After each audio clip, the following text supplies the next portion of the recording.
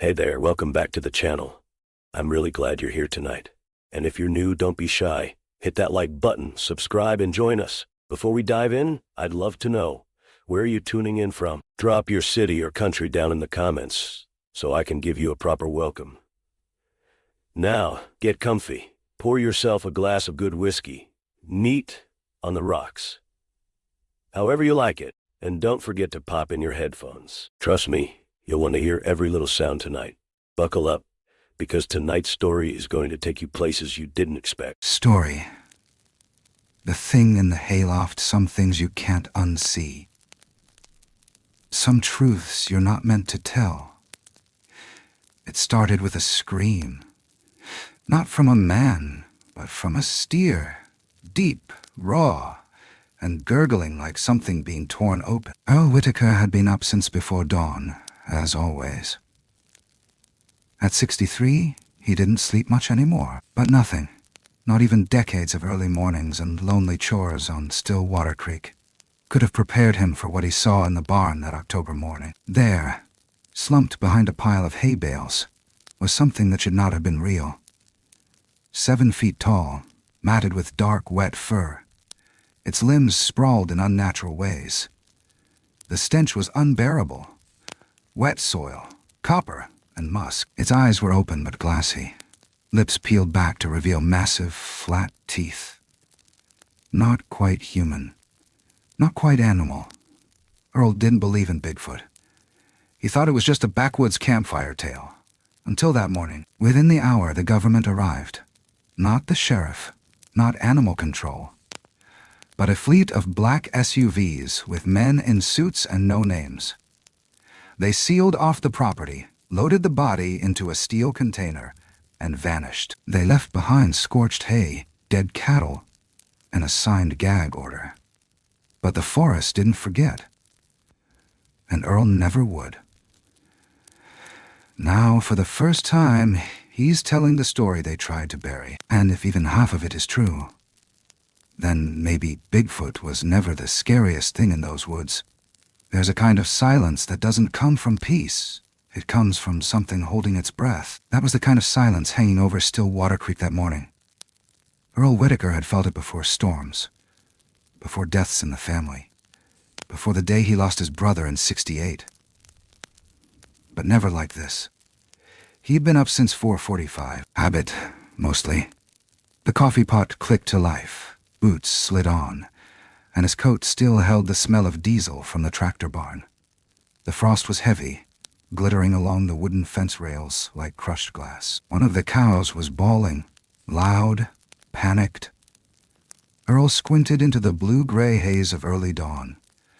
That wasn't just a call for feed. He moved faster than usual. The gravel crunched under his boots. When he reached the barn, the cattle were crowded to one side, eyes wide and rolling. Their breath came out in great, steamy huffs. Earl unlatched the barn door and pulled it open with a groan that cut into the air like a rusty knife. The stench hit him first. Rot, wet fur, copper, and something else. Something that didn't belong in a barn or anywhere near civilization.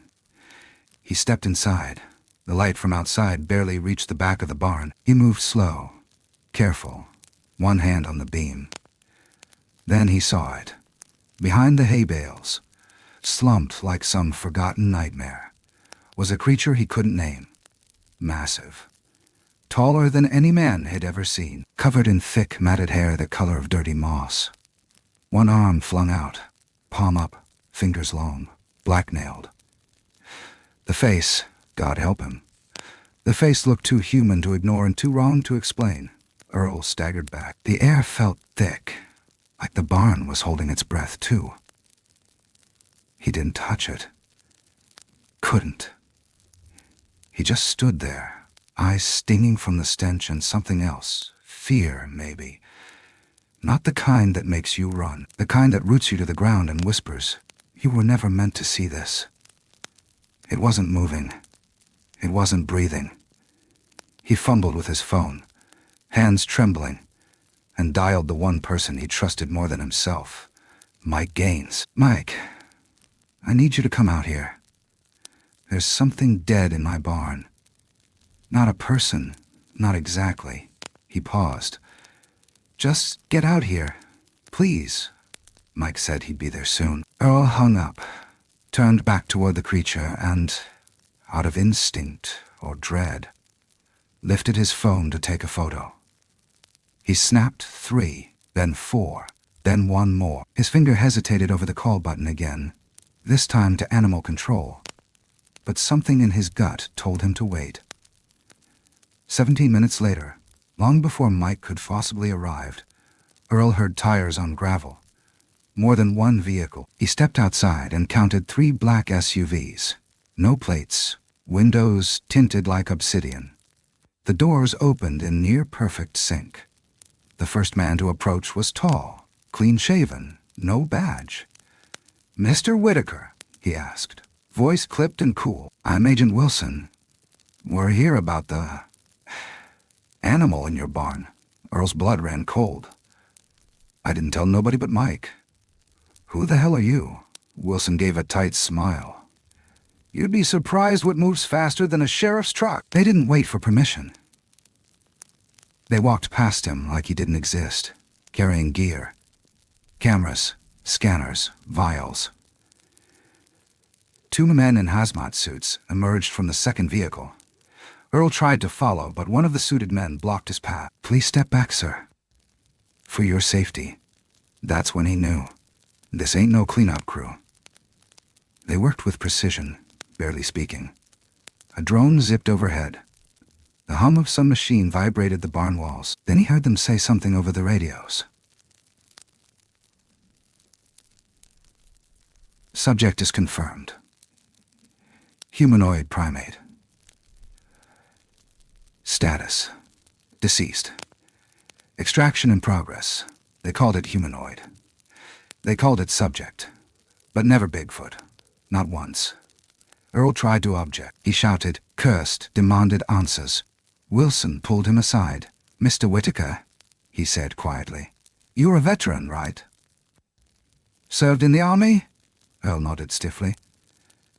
"Then you understand discretion, national interest. Need to know?" He handed Earl a thick envelope. Inside was a non-disclosure agreement, pre-typed, already marked. "Sign this," Wilson said.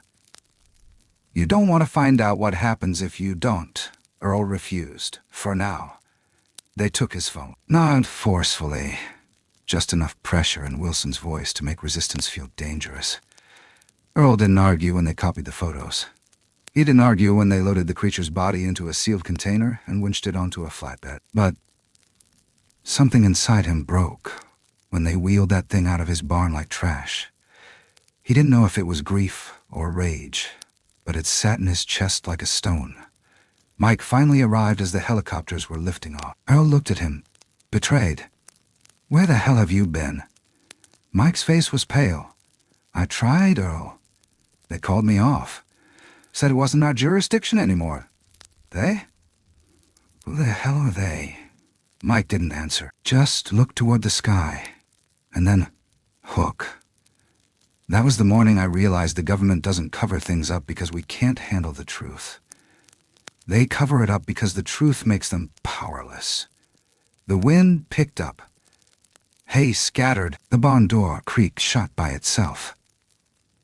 Earl stood there, alone, watching the dust settle where a myth had died. Or maybe had only just been born. Earl Whitaker didn't sleep that night. Not really. Not even with the shots the doctor had given him 3 months back for his shoulder. Stuff that usually knocked him out cold.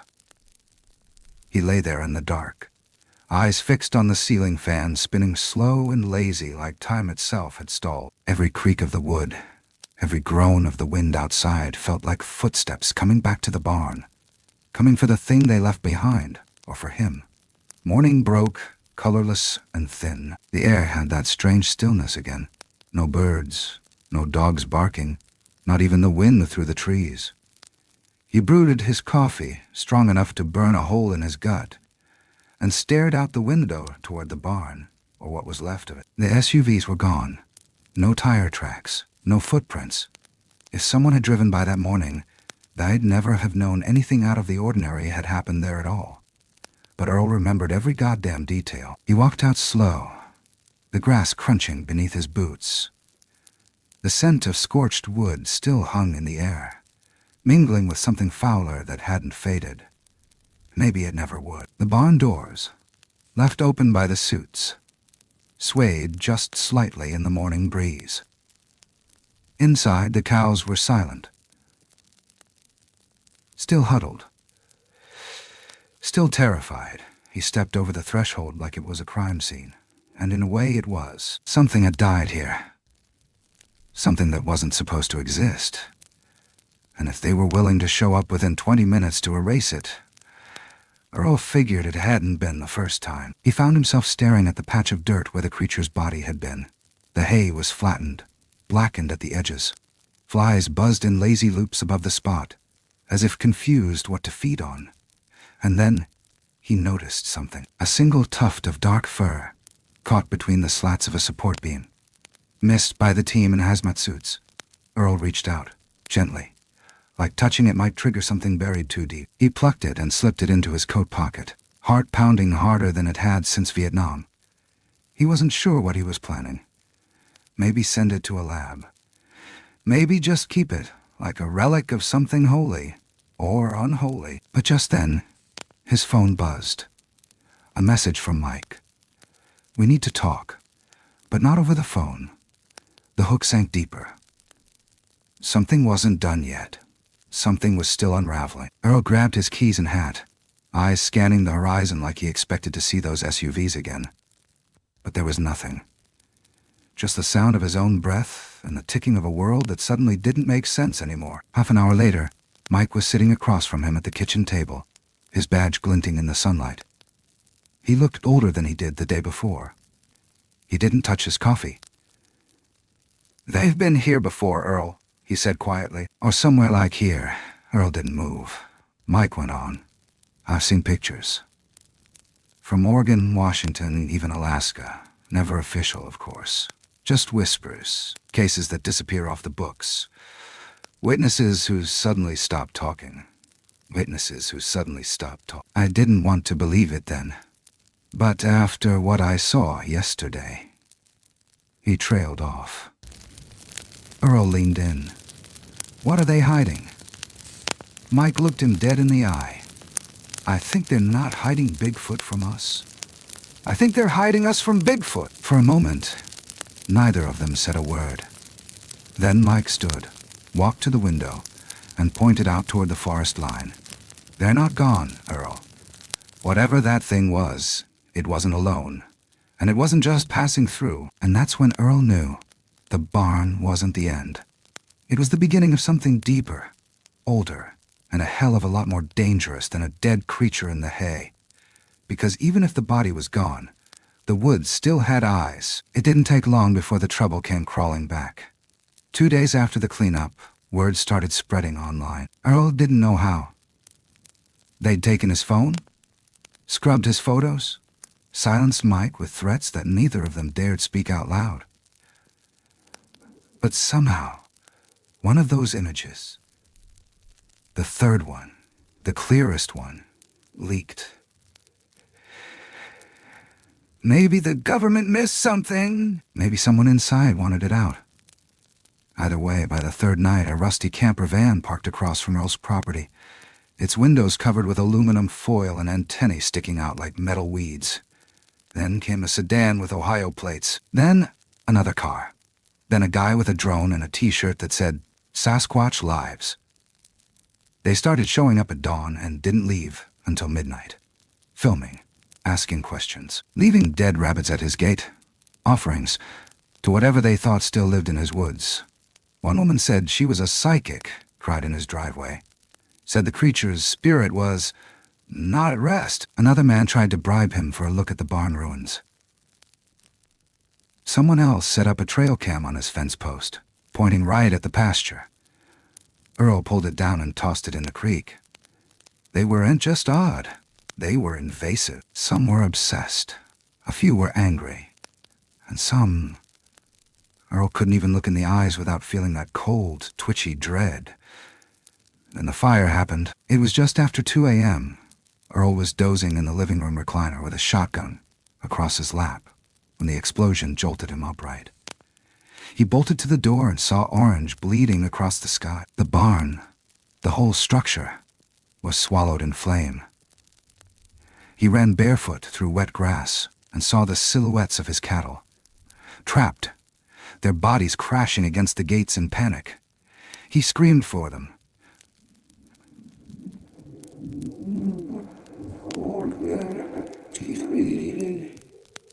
Tried to reach them, but the heat knocked him back like a slap from God. By the time the fire trucks arrived, it was too late. The barn collapsed in on itself. The smell of burned flesh, animal and something else, coated the air for miles. No one claimed responsibility. The investigators said it was likely electrical. Earl knew better. A few days later, Wilson came back. Same suit, same quiet menace. He didn't bring backup this time. Just stood at the edge of the ashes, looking satisfied. "It's done," he said, not bothering with a greeting.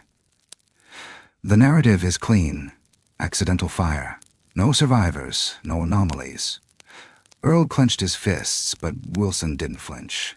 "You are free to rebuild, but I suggest you don't stir up interest again. These woods are quiet now. Let's keep them that way." That should have been the end of it. But Earl had a question burning in his gut like acid. Why go through all this trouble? If it was just an animal, why the silence? Why the threats? Wilson turned, almost smiling. Because sometimes the truth is worse than the lie.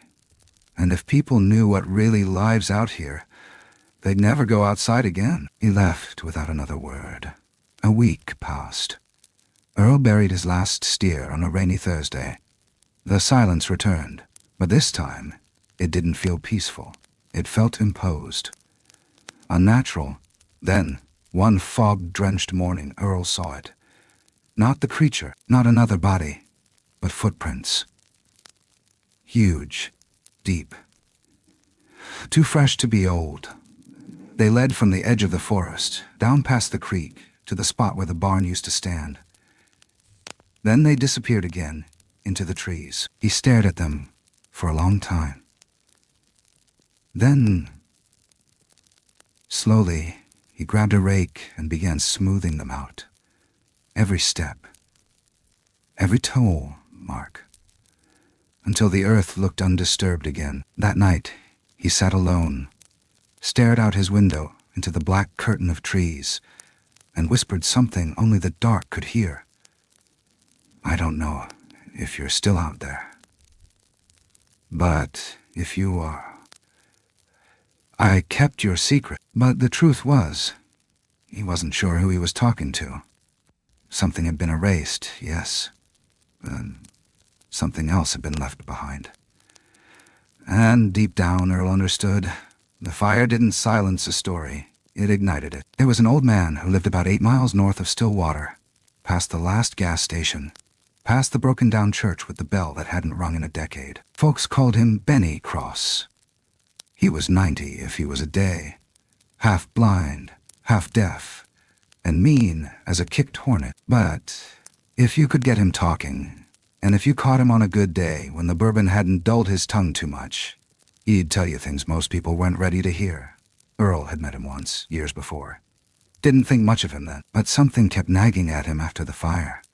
After the footprints, after Wilson's warning, and that sick feeling that what had come to Stillwater wasn't done yet. So one overcast morning, Earl drove out on that pitted gravel road with a thermos of coffee and an old hunting knife tucked in the glove box, just in case. Benny's cabin sat like a scar on the side of the hill, surrounded by dead trees and rusted traps. The porch sagged in the middle. Wind chimes made from bones and bottle caps clinked softly in the breeze, and Benny was already waiting, rocking slow on a chair that looked older than both of them. "Took you long enough," he said without turning. Earl stood there, boots crunching on dirt. "You knew I was coming." "I always know," Benny muttered. "When they come back, folks always find their way here." "So, you saw it, didn't you?" Earl didn't answer, didn't need to. Benny leaned forward, spitting dark tobacco into a can. Don't matter what you call it. Bigfoot, skookum, sasquatch. They got names older than English. Some tribes wouldn't even speak M out loud, said naming it gave it power. Earl sat down slowly on the other rocker. The porch groaned under his weight. Benny stared at him with one cloudy eye. Let me guess. Government showed up. Took the body. Told you to shut your damn mouth. Earl nodded. Benny grunted. Same as they did in '63, and again '78, and in 2002, up by Point Pleasant. Hell, they don't even bother changing the suits. Always a Wilson. Always a Cruz. That got Earl's attention. Wait, you knew those names? I didn't say I knew 'em, Benny said. But they sure as hell knew me. And then he told Earl a story that chilled him deeper than any wind off the mountains. About a hunting trip in 1949. About finding a cave with bones that weren't quite human. About one of his friends disappearing, never to be found again. About the sound of something breathing in the dark. Something waiting. But it wasn't just Benny. Earl started digging. Old articles, library microfilm. Tribal legends passed down through generations. They spoke of forest keepers, stone men, the watchers, creatures, not evil, not good, but ancient, territorial, intelligent. Some said they were spirits. Others said they were survivors, beings who stepped out of history and refused to die. And in between the lines, always, there were whispers of a cover-up. Articles that vanished from archives. Families paid off. Forests closed without explanation. Then came the hook. Earl found an article dated 1975 from a local paper in Idaho. A farmer named William Garrison had claimed to shoot something big, something upright, on his land. Days later, he was found dead. Heart attack, they said. But the autopsy showed signs of a struggle. The last sentence in the article, Mr. Garrison's barn burned down the same night. No cause determined. That was the moment Earl realized. What happened to me wasn't rare. It was ritual. The deeper he looked, the more connections he found. And the more he found, the less safe he felt. Like every truth uncovered came with a price. Phone calls with no answer. Static on his radio. Lights in the woods that didn't move like flashlights or vehicles. No, they moved like something watching, circling, waiting. One night, just after 3 a.m., Earl heard it again. The same sound heard the morning it all began. A low, guttural moan. Not pain, not rage. Something deeper, like grief. He didn't go outside, because by then he wasn't sure if they had come back for the body or for him. It was easy to pretend for a while. Earl rebuilt the barn, or at least a part of it, something smaller, modest. He didn't bother with the livestock again, just a few chickens and a dog that didn't bark much. Most days he sat on the porch with a coffee cup in hand, the radio murmuring old country songs, pretending things had gone back to normal. But they hadn't. Because some nights, just before dawn, he'd wake without knowing why. Just a chill, a sound, a presence. And sometimes on those nights he'd see the shape. Not clearly, never clearly, but far off in the mist between the trees, a silhouette that stood too tall, too still. And that's when the memories began to fracture. Not dreams. Earl didn't believe in dreams. These were something else. Flashes. Bits of something he hadn't seen with his eyes but felt through the bone. A metal room. Blue lights. The smell of ozone. Voices muffled by glass. And over it all, the sound of something breathing. Slow. Deep. Watching. One night, Earl pulled out the letter he had written to his son, the one sealed in the top drawer of his desk. If anything happens to me, show this to someone who still gives a damn. If there's anyone left. Inside the envelope were 3 things. The printed photo had recovered from a neighbor's shared cloud folder, the tuft of hair he'd hidden beneath the floorboards, and a small slip of paper with just 3 words. Port Chatham, 1950. That was the breadcrumb trail. Port Chatham was a ghost town in Alaska. Abandoned suddenly, without reason. Sometime after World War II, stories whispered of strange screams, bodies torn apart. Hunters who walked into the woods and never walked back out. Some locals blamed a creature called the Nantinek, a spirit being, the native Alutiiq people spoke of in warnings and lowered voices. Earl began digging. Not online. He didn't trust the internet anymore. Not after what he saw. He used books, newspapers on microfilm, letters mailed across states, and what he found chilled him. A government memo, declassified by mistake, dated 1951, referencing an unconfirmed primate species exhibiting territorial aggression. Attached was a photo, grainy but unmistakable. The silhouette was nearly identical to what Earl had found in his barn. Even the posture matched. But it was the second page that made him go still. A list of names. People who had filed sightings. People who had filed sightings. Every one of them followed by a word in red ink. Reclassified. Not dead. Not missing. Reclassified. Like they'd become something else, or seen something that made them no longer fit. And at the bottom, in that same red ink, was the name. William Garrison. The farmer from Idaho. The same one whose barn burned. The one Earl had found in that article weeks ago. And then the hook hit. Because the last name on the list, Michael Gaines, Earl's friend, the sheriff. He stared at it for a long time, then picked up the phone and dialed. No answer, not even voicemail. He drove into town the next morning, stopped by the station. It was closed. No lights. A for sale sign leaned against the wall. When he asked the lady at the diner, she just blinked. Sheriff Gaines? Retired? What? 5, 6 years ago. Earl felt the ground shift beneath him. No, he said. I had coffee with him 3 weeks ago. But she just laughed, shook her head, and walked away. Earl didn't argue, didn't push. But that night he stood at the edge of his rebuilt barn and stared out into the woods, his thoughts louder than the silence. He was starting to question everything. His memory, his sanity, the very idea of what was real and what had been rewritten. Because if they could make a man disappear from town, from records, from memory, what else could they make vanish? What else had they already made us forget? The first time Earl ever heard the name, Giluk, it came from a voice so old and brittle, it sounded like wind through dry leaves. He had driven up to the Cherokee Heritage Museum near Knoxville, chasing the last piece of something that wouldn't let go. He'd been tracing folklore, native stories, oral records, anything that might line up with what he had seen, and more importantly, with what the government seemed so desperate to erase. The museum curator, a quiet woman named Naomi, had listened to his questions with a kind of wary patience, like she'd heard them before but never answered them out loud. Until he mentioned the tracks, the posture, the eyes. That's when she led him to a file not meant for display.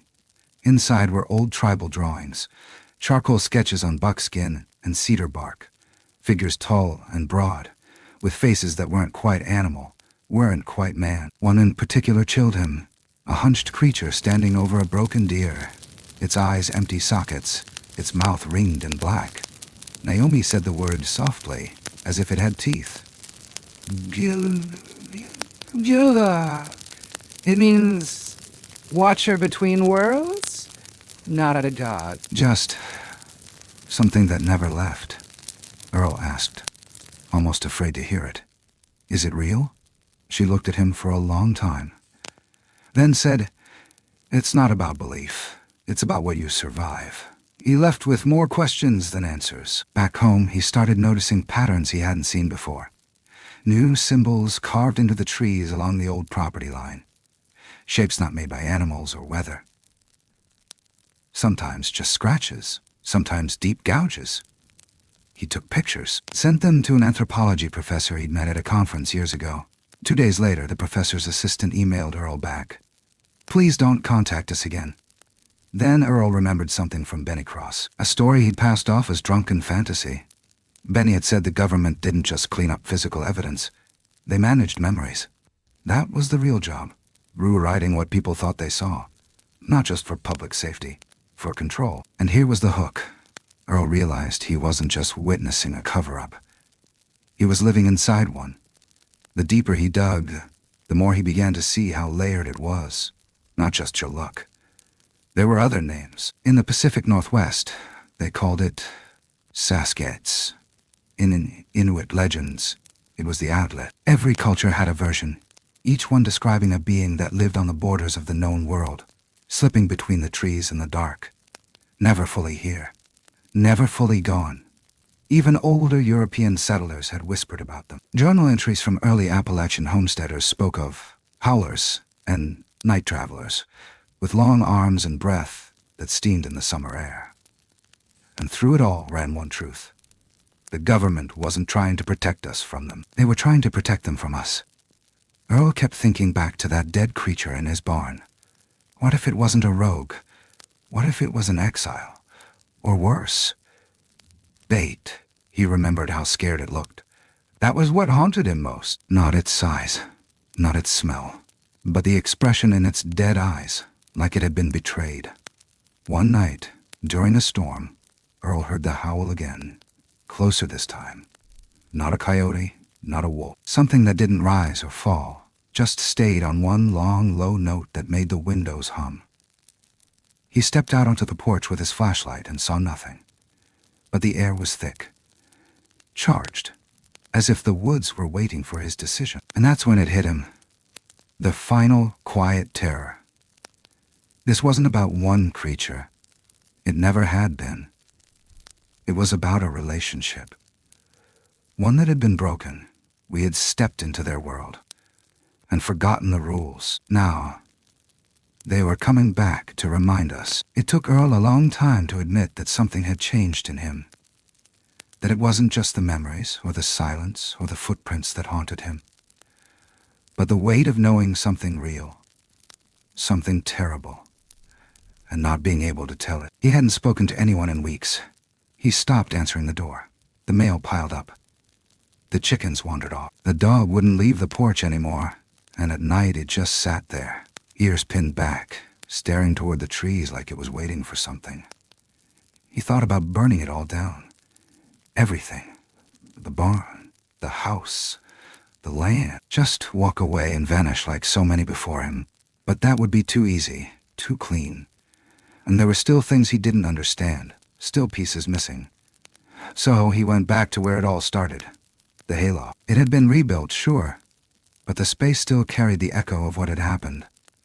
Earl climbed the ladder slowly, knees aching more than usual, the air in the loft hot and still. And there, in the same corner, he sat down, closed his eyes, and that's when he remembered something he hadn't before. A sound. Not from the creature, but from outside, just before he entered the barn that morning. A crack. Like wood under strain, like a step. But not his. Someone, or something, had been there before him. He opened his eyes, pulse thudding in his ears, crawled to the floorboards and peeled one up the way his father had taught him when hiding cash during rough seasons. Beneath the board was nothing at first. Just dust, bits of hay. Then a shape. A small plastic tag, government issue. He lifted it out and wiped the grime away. The words stamped in metal were almost unreadable. Unit 11A, Crime A2. Disposal approved. The tag wasn't for the creature. It was for the operation. Earl felt the floor tilt under him. He'd thought the government had come because he made the call, that his discovery had triggered the cover-up, but the hook was this. They'd already been there. Whatever killed that creature, whoever dumped the body in his barn, it hadn't been an accident. It had been planned. He was never meant to see it, but they lost control. Something had gone wrong, and now he was left in the wreckage of a mistake too big to explain and too dangerous to fix. That night, he sat down and wrote again to his son. Not a letter this time, but a recording. If you're hearing this, it means I didn't walk away. It means they came back. Or maybe I went looking. I don't know what this thing was, but I know it wasn't the only one. And I think we might have killed the wrong thing. He paused. They're still out there, son. Not angry. Not vengeful. Just watching. Waiting. Like they've always done. The tape clicked off. Outside, the wind picked up. The trees swayed, but not like wind was moving them. Like something else was weaving between their trunks, low and slow, pacing. And somewhere, deep in the woods beyond Stillwater Creek, something let out a single, long, breathless sound. Not quite a howl, not quite a growl. This story isn't finished yet. It had been nearly a year since Earl found the body. A year since the black SUVs, the fire, the silence, and still Water Creek had gone quiet again. On the surface, no new sightings, no visitors, no signs. But Earl felt it. In the way the air tasted. In the way the forest seemed to bend ever so slightly inward, as if drawing breath. He didn't know what was coming, only that something was, and that he was no longer the man who could pretend otherwise.